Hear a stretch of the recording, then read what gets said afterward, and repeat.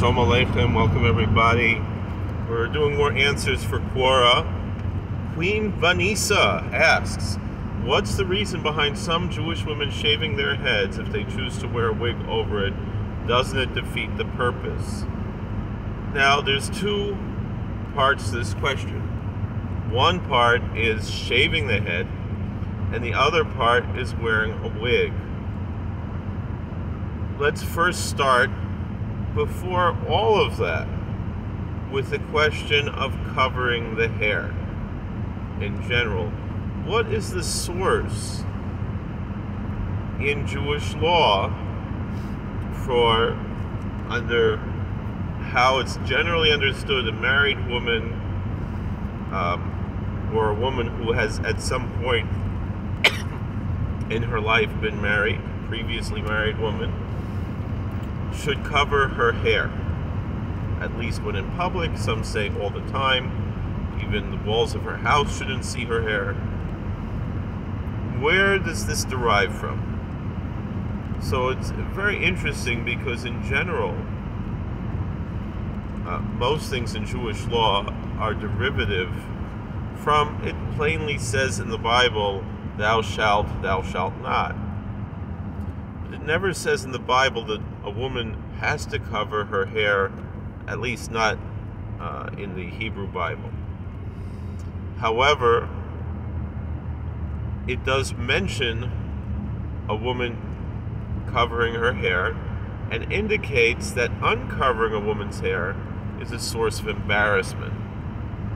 That is in the book of Numbers, where it discusses a woman who is suspect of adultery after her husband warned her to stay away from a particular man. The husband is overcome with a spirit of jealousy. And then there's the ordeal of the bitter waters. In Hebrew we call this the sotah. S-O-T-A-H is how it would be generally transliterated. And since it mentions there that a woman, as a means of embarrassing her during this ordeal, should have her hair uncovered, from there we derive that a woman must cover her hair.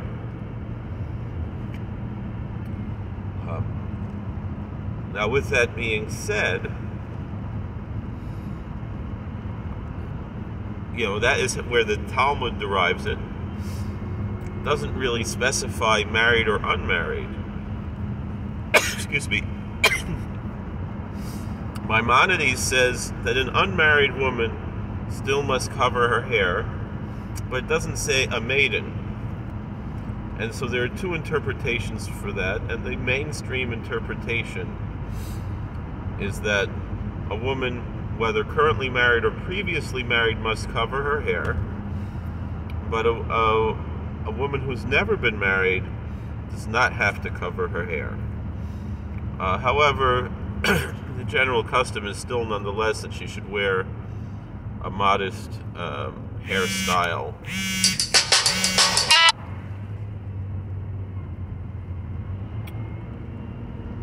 In any event, that is where we derive it. There's another verse also in the Song of Songs talking about the beauty of the hair, which also indicates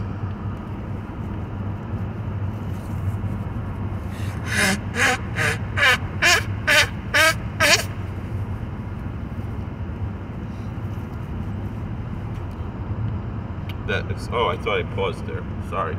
It also indicates that the hair is an object of beauty that should be reserved for one's husband. As a few other verses there in in Song of Songs mentioning different body parts and aspects of a woman's beauty, including the voice, etc., which is understood as singing voice. With that being said, that's where we derive that a woman must cover her hair.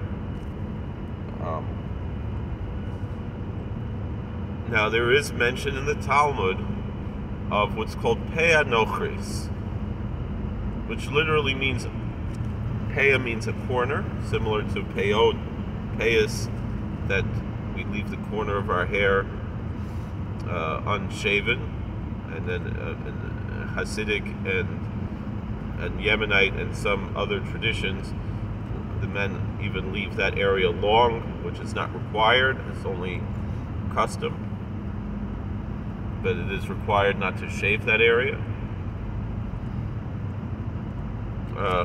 That corner of the head. So, or also the corner of the field is called peah. That's left agriculturally for the poor. And so too, in modern Hebrew, the word peah is a wig. More often you'll hear a Yiddish word, a sheitel, for a wig. Now, beyond that, then you have, as far as, but that's a question, because the word peah does not mean wig. The word peah means a corner. So the way most commentators understand it is that a woman would cover her hair with a kerchief of some sort, but instead of allowing her hair to stick out, she might have what now we call a front piece, that a small aspect of a wig that goes in the front to stick out even though it's not real hair.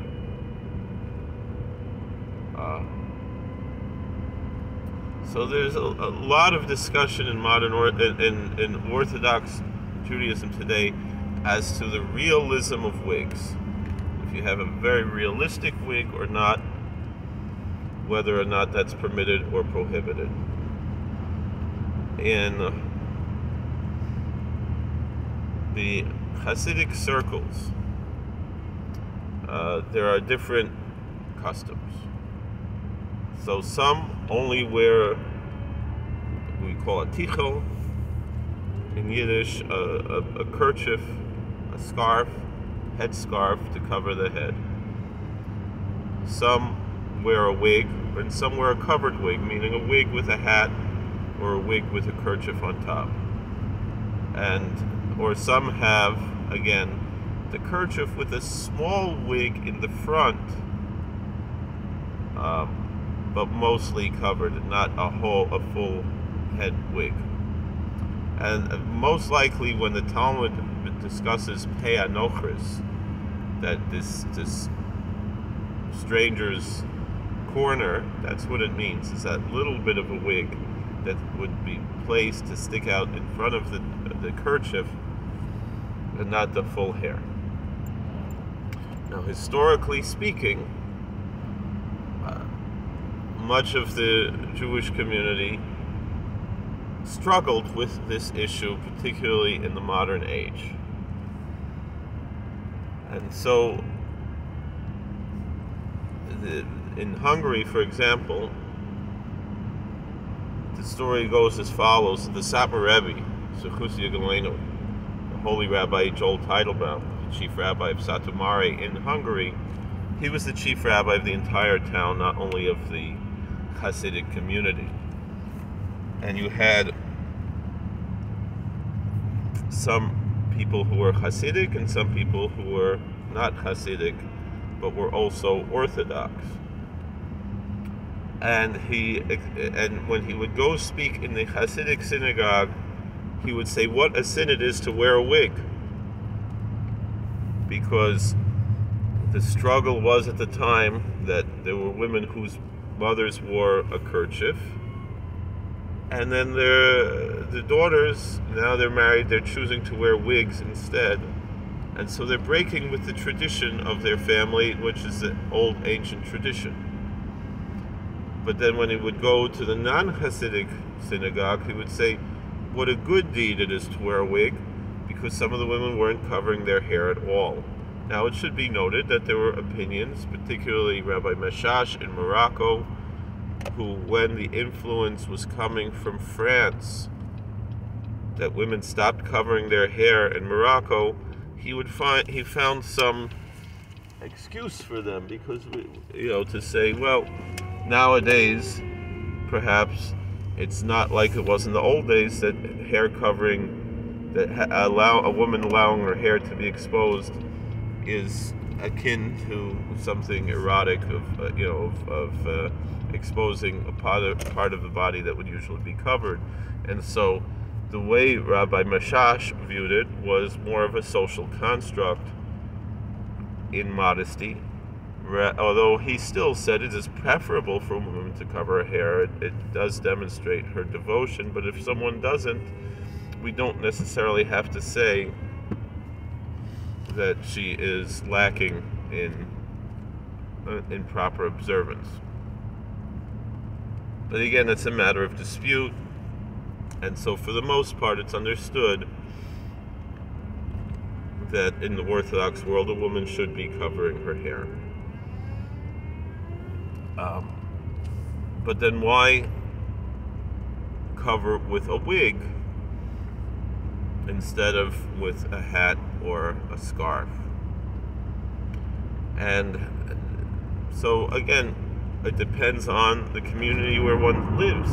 If one lives in a community where everyone covers the hair with a scarf, the peer pressure makes it easier to do so. If one lives in a community where that's not common, it might be more difficult to do so. However, it's less difficult with the peer pressure to wear a wig as opposed to a scarf. Now, some people don't care about the peer pressure and just do things the way they want to do it, and that's all.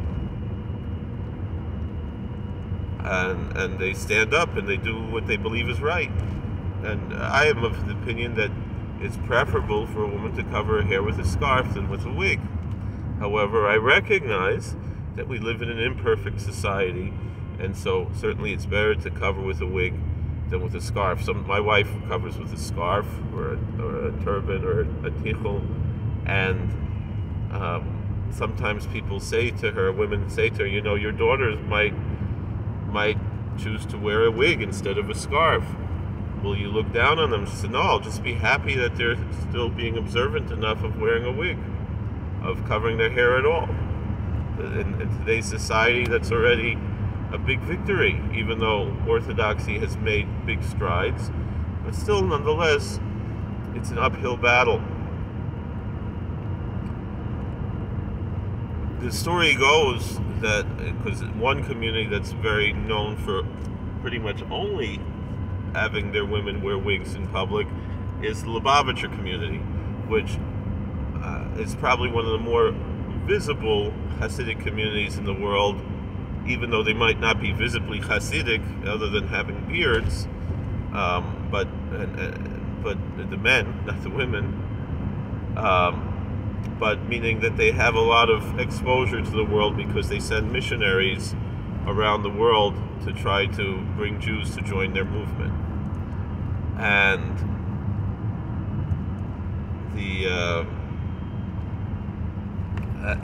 so you'll see, maybe you might be in some part of the world where there's not a big Orthodox community, and the only Orthodox-leaning synagogue would be a Lubavitcher Hasidic synagogue, and so you might see the rabbi's wife with a wig, as opposed to in other Hasidic communities where she would wear a tichel. Now, it should be noted, in those communities, the women do not shave their head, but we're not up to that point yet in the discussion. Some do, but very few do, and for the most part they'll cut their hair rather short, is my understanding. Not that I know anything firsthand, just from what discussions have been made about this issue, and the instructions that their rabbi, who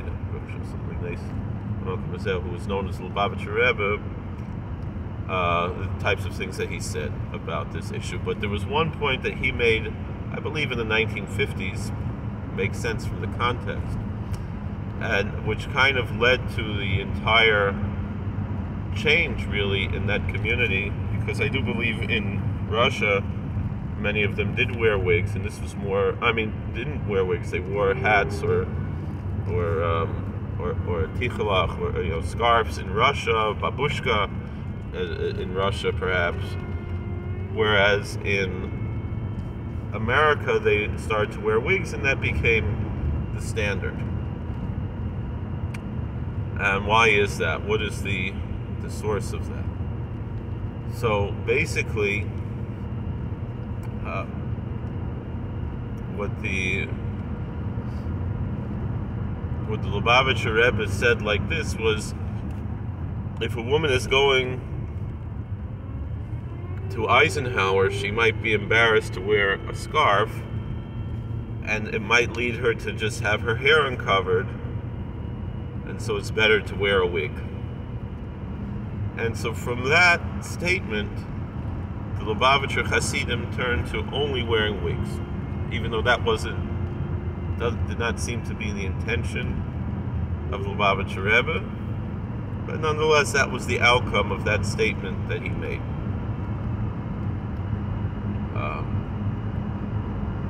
It's known that the Sephardic traditions frowned on wigs, as well as the Sanzerov was a great rabbi from Galicia, from southern Poland, who also had a lot of influence in Hungary. And so for that reason, in those communities, there was the more strict people did not wear wigs, although even with that being said, so the Sanzerov himself discouraged the wearing of wigs, and yet communities that and said it was a very serious sin almost, and yet from the people from those communities, Klosenberg and Babov, most of their women, they do wear wigs, whereas in Satmar it's more, Satmar is influenced by the Sans, but not directly from Sans, although the current Satmar Rebbes are descended from Sans, from the Halberstam family, on the mother's side, going back. And so in the Satmar community, many women wear wigs with a cover on it, and other women wear only the tichel. And so, for example, if you visit the Satmar cemetery, the sign says if a woman is wearing a wig, she should cover it with a tichel on top, and not a hat that says tichel.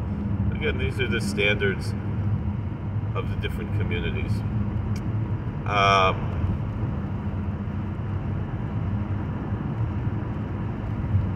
With all that being said, so then we get to this question of so in general, it's not considered the ideal for a woman to wear a wig, but rather this is something that developed because of the cultural change, and then later it became a sign of piety in a certain sense. And so too in the Lithuanian non-Hasidic ultra-Orthodox world, also it became the standard that a woman wears a wig instead of a hat or a tichel, and but perhaps when she's relaxing or something, she'll wear like a snood, but in a formal setting to wear a wig. And so therefore we see the various different approaches. And again, these developed out of cultural differences, and eventually the irony is that something that was originally a concession became a standard in certain communities and a mark of piety, as opposed to in the other communities. It's interesting that in the modern Orthodox communities you have different approaches, so like in Israel, many of the modern Orthodox communities, they would only wear a tichel, they'd only wear some sort of a head covering that's like a scarf, but they might allow a certain amount of hair to be exposed from it, up to a tefach, which is about 3 or 4 inches. The other modern Orthodox communities accepted Rabbi Meshash's view that hair covering is not necessary. And so you have certain, even in some communities, particularly in the 1950s, 60s, 70s, when Orthodoxy was struggling, that even some of the great rabbis, their wives did not cover their hair. Both from the, all from the Lithuanian background, but from both the modern Orthodox side of the Lithuanian background and even some from the ultra-Orthodox side of the Lithuanian background. The Rebbitzins of the great rabbis did not cover their hair at all. And so you had these different realities, not necessarily following Jewish law or following a lenient approach to Jewish law, and so that was part of the issue. The next question is about shaving the hair. Now, shaving the hair is not as common as covering the hair. And for the most part, if a woman is shaving her hair, she's not going to wear only a wig. She'll wear either only tichel, right? With some kind of a turban liner, as they call it, or a wig that's covered. The shaving of the hair is mostly a Hungarian custom and an old-fashioned Jerusalemite custom. And it might not necessarily be shaving as much as cutting, like an electric razor on a zero level that is all the way down, and the origins of this seem to come from, I think it was called the Vad HaSheva Aratzos, which is not to be confused with the Vad HaArba Haratzos. It's often been said that it's the Vad HaArba Haratzos, that it was the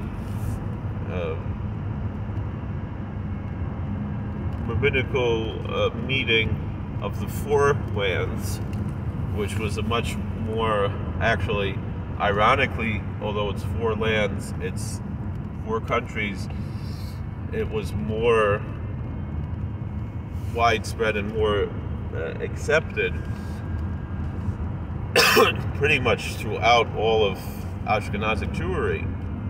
There was also the Vad HaSheva Aratzos, a later organization that was more among the Hungarian and Galician communities, the meeting of the seven lands. And among the enactments of the meeting of the seven lands is the woman should shave her hair when she's married. And one of the reasons for this, that the Chassam Sofer, that Rabbi Moses Schreiber, of blessed memory, the great rabbi of Pressburg, one of the most leading 19th century rabbinical authorities in Hungary and Germany, and in that area, said was, which was very interesting because he very rarely quoted from mystical sources like the Zohar. And yet he quoted the Zohar, even though similar things appear in the Talmud, to say that a woman has to shave her hair so that the four corners of the four walls of her house should never see her hair. So there are those who understand it that the walls of the house, that the hair could be there, just it should be covered, because it doesn't say in the Zohar that one must shave the hair.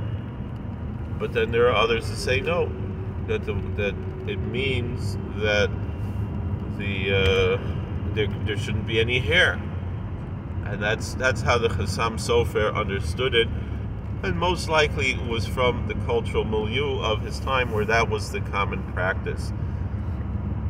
And so that became very influential in the Hungarian society. And so the Hungarian Hasidic communities, particularly Satmar, follow this custom, but some others as well, even non-Hungarian, if they have a Hungarian influence or some of the members of the community are Hungarian, even though it's not a Hungarian community. So very interestingly is that New Square, which is a Ukrainian Hasidic community, nonetheless has adopted many things from the Chassam Sofer, and that is one of them, that the women shave their hair, like in Satmar and in New Square. Whereas, like we said, the other communities, Lubavitch, the women do not shave their hair. And in New Square, the women generally wear a wig with a hat or on top of it. That's the general custom in those communities. Some, they say it's enough that a woman could wear a headband on top of the wig. Again, there's different communities with different customs. And also to wear a wig that's obviously a wig. Nowadays you have some wigs, I think they call lace top, where it's not as obvious that it's a wig. And so that is a different issue. And again, in different communities there are different approaches. Some say this is good, bad, etc. I don't know anyone who says it's ideal, but that it's permitted or prohibited. And again, each community should follow their own rabbis, their own authorities in these matters. Now, as far as another reason why a woman would shave her hair is because a woman has to immerse, a married woman has to immerse in the mikveh regularly, particularly after she has her period. She counts 7 clean days and immerses in the mikveh. Now, there are 2 issues with this. One is that if the hair is knotted, it could be an issue when immersing, but that's easy to, you comb it out. It might be a little bit difficult, but you fix it. The other is that all of the hair has to go under the water when immersing, as the whole body has to be immersed. Again, you can accomplish that with short hair. It doesn't necessarily have to be hair that is all the way shaven off. But it makes it pretty much a lot easier to get all of the hair under the water, or if there's no hair, and it makes it much. And some would even say, because the custom is that a woman stands on top when the woman is immersing to make sure, particularly, that all the hair is going under the water. Whereas if a woman doesn't have any hair, she can just, I remember Rabbi Harpin has told us that, a man can tell, men also immerse in the mikveh. Some people think it's oppressive that the women have to immerse in the mikveh. In the Hasidic community, the men immerse every day in the mikveh. So that's, and it's much, more difficult in many ways. So, but in any event, the immersion, it makes it a little bit more convenient. But then there's also the comfort issue.